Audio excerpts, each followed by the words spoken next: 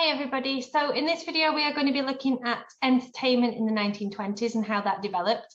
One thing I want to say before we start this one, because I think it is a really important thing for you to remember, is that this course focuses on popular culture and the changes in popular culture in 3 different decades. So we look at popular culture in the 20s, 30s and 40s, and one of the popular culture is one that does come up quite a bit on the exam, and as in it's come up in quite a few exam years. And one of the things that I know my students struggle with is getting the decades in their heads, as in they might be asked about popular culture in the 1940s and they think, oh, popular culture, flappers, jazz, and they just talk about the 1920s in their answer about the 1930s or 1940s. So it's really important to get each decade distinctively in your mind. So you're going to have to find a way of making sure that the correct information is associated with the correct decade. So even if it's just practicing, having a separate piece of paper for each one, having them color coded, things like that really helped me when I was revising for my GCSEs. So having maybe one colour for one decade, and I've got quite a visual mind, so I could visualize that colour to do with that decade, or it might be the kind of words that you use to associate with it. Just find a way, or you might be able to just do it, you know, just by learning it, as in you might be able to read it and associate it, and that's fine. Be very careful that you answer the question that is being asked, not the question that you wish were being asked, or the one that you know most about, okay, because you're not going to get any marks if you do talk about the 1920s when you're being asked about the 1940s. So that's just a note on the exam. So we're going to focus on the 1920s for this session. So let's just move back to the top. Okay, so we have a lot of crazes in the 1920s. So we're going to talk about cinema, we're going to talk about sport, music, the development in entertainment, so talking pictures. So millions are hooked on a complicated Chinese board game called Mahjong before crosswords became all the rage. So we're very familiar with phases at the moment and trends on TikTok and different things. I know as a teacher we see different things that are being played with all the time. So people playing with fidget spinners. I think that one got on my nerve the most, which is why I remember it. Fidget spinners. That craze a few years ago when everybody was flipping a bottle upside down. So we are quite familiar with crazes in this day and age, but I don't think we're familiar with crosswords being the craze. So I think that's an important thing to remember about 1920s. New things are coming, people are getting gripped on it, and then they're moving on to something else. So the crossword craze died out, and then we've got marathon dancing and pole sitting becoming popular.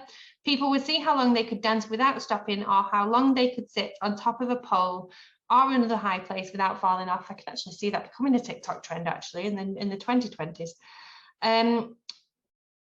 So Alvin Shipwreck Kelly set the record when he remained on top of the flagpole for 49 days. Now that'll be a long TikTok, so probably not, but 49 days on top of a flagpole. So it is quite similar to the trends that we have today. Don't think you've got to remember all of those. Just pick one and maybe give that as an example of a craze that's going on. So we've got, oh, here we go. You'll want to see this picture. So he is standing on his head on a board sticking out from the 54th floor of the building in Manhattan and being fed donuts. Would not recommend trying that, especially not for 49 days. Okay, so sport then. Sport is developing, so it was a golden age for American sport. So sports people achieved celebrity status.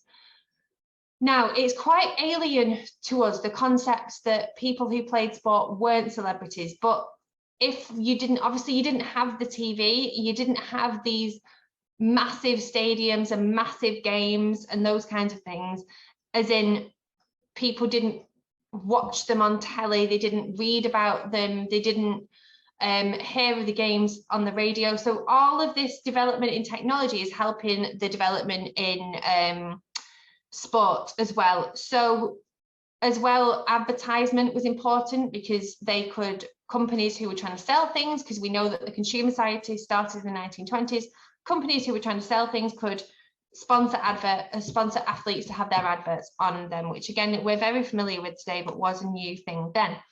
So Babe Ruth, the baseball player for the New York Yankees, became a national hero after setting a home run record that lasted until 1961.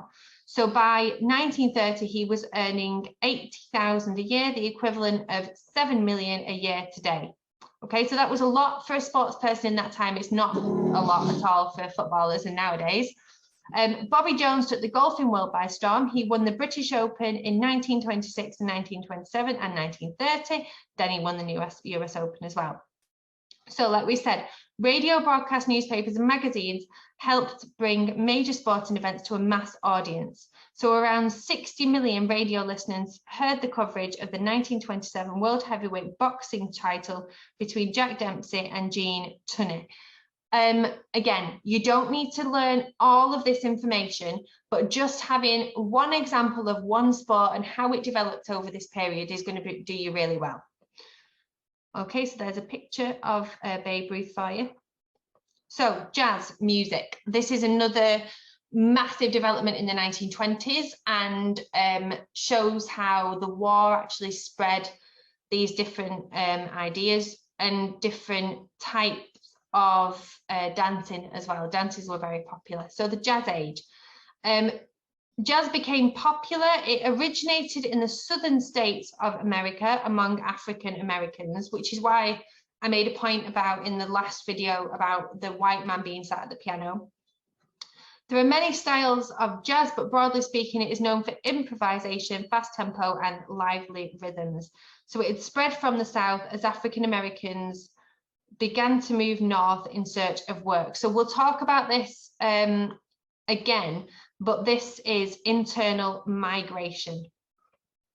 Okay, and it's because the farm work wasn't doing well, industry was prospering more than farming was, and therefore they were moving to northern states, to more cities to find more work when they couldn't sell their produce.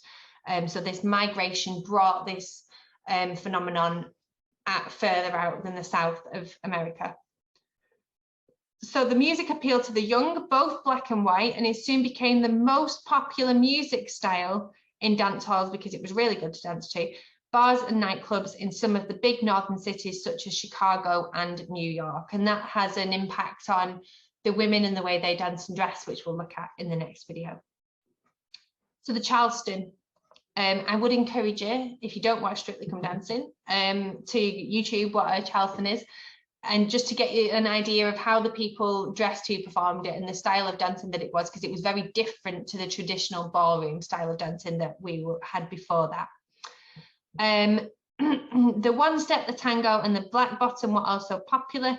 So formal dances such as the Victorian waltz were a distant memory. So the 20s is a very different decade, and again that will accentuate that when we look at women and the flappers.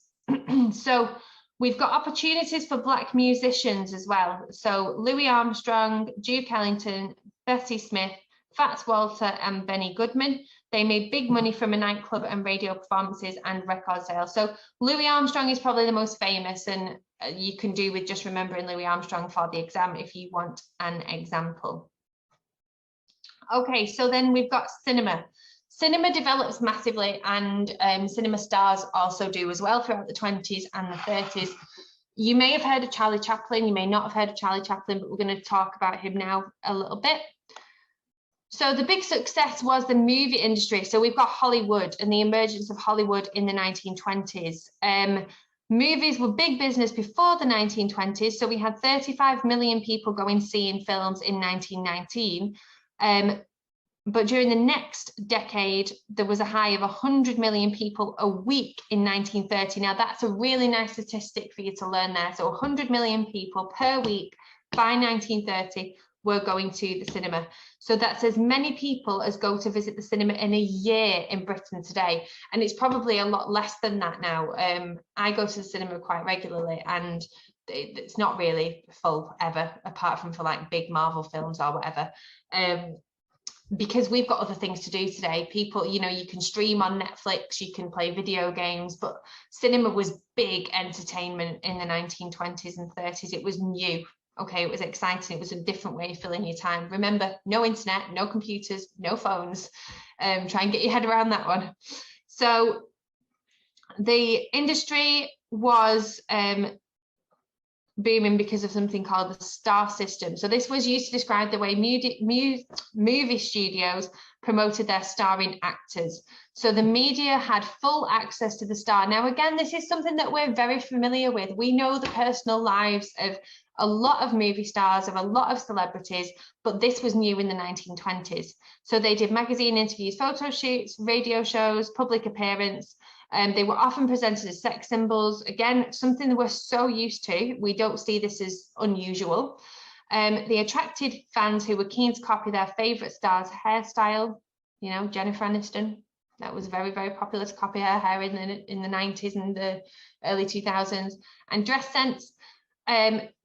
Movie makers realised that the star of a movie was often more important than its plot. So they would pay to see their favourite actors, even if the movie was terrible. Now, I do that sometimes. I'm a really big fan of actresses like Meryl Streep. I do like, I mean, I can't think of any more off the top of my head. I just know I really like Meryl Streep, but I will go and watch a Meryl Streep film. Like, I went to watch Death on the Nile yesterday just because Dawn French was in it, because I love the Vicar of Dibley. It was a terrible film, but I went just because I was like, oh, I like Dawn French, I'll go and see that film. So that's something that's carried forward to today. It still happens today. So Charlie Chaplin, Rudolph Valentino, Clara Bow, Gloria Swanson, and Douglas Fairbanks and Laurel and Hardy became household names. You may have heard of some of those names. They're still talked about quite a lot today. So by 1929, Hollywood film studios were making over 500 films a year. And again, this is industry that creates employment. So employment to thousands and entertainment to millions who flocked to see comedies, romances, and adventure stories. By the 1930s, Hollywood stars had to compete with cartoon characters. So then we've got Walt Disney with Mickey Mouse, Pluto, Donald Duck. And again, those characters still live on today. So Charlie Chaplin is important because he's in the first talkies, which we're going to talk about in a second. So he was born to a poor family of music hall entertainments, and he goes on stage. Then he is signed in 1913 to appear in his first film. So he has a slapstick comedy character, and he becomes the first $1 million Hollywood film actor aged 28. So 1927, until then, all movies were silent, so words appeared on the screen. So it was like watching something with subtitles but no sound. The Jazz Singer was released, and this is the first of the talking films, or talkies as they were known, and they are what got the movie, the cinema numbers up really, really high. So moviegoers were desperate to hear their favourite stars' voices, so it ruined the careers of many actors and actresses who the people who were watching didn't like the voices of them, so they wouldn't go and watch them anymore because they were just used to looking at their faces. So the Hays Code. Many older traditional Americans were horrified by the movies. They worried about the sexual content of some of the films, because remember, we were just talking about the sex appeal of some of the actors and actresses and the impact it was having on the morals of the young. Now, when we look at women, we'll see again why the older generation were worrying about the morals of the young. So the majority of states threatened to ban several films. Hollywood introduced its own code of conduct to censor its film industry, okay, to make sure that all films could be shown, and that's called the Hays Code. The strict new rules were known, banned nudity and limited the time that on-screen kiss could last to 3 seconds. The code said that no film character should ever profit from self-cracking, arson or murder. Acts like this could not be shown in detail in case moviegoers copied them. So what this actually shows is that there are still traditional values, which we will see again, values amongst the older Americans. Even though we've got the boom, the prosperity, the age of the flapper, the roaring 20s, we do still have some traditional American values throughout the 1920s. Okay, so that's our very quick overview of entertainment, and we are going to be having a look at women next, and how the 1920s affected or didn't impact women then. So thank you very much for tuning in, and I will see you then.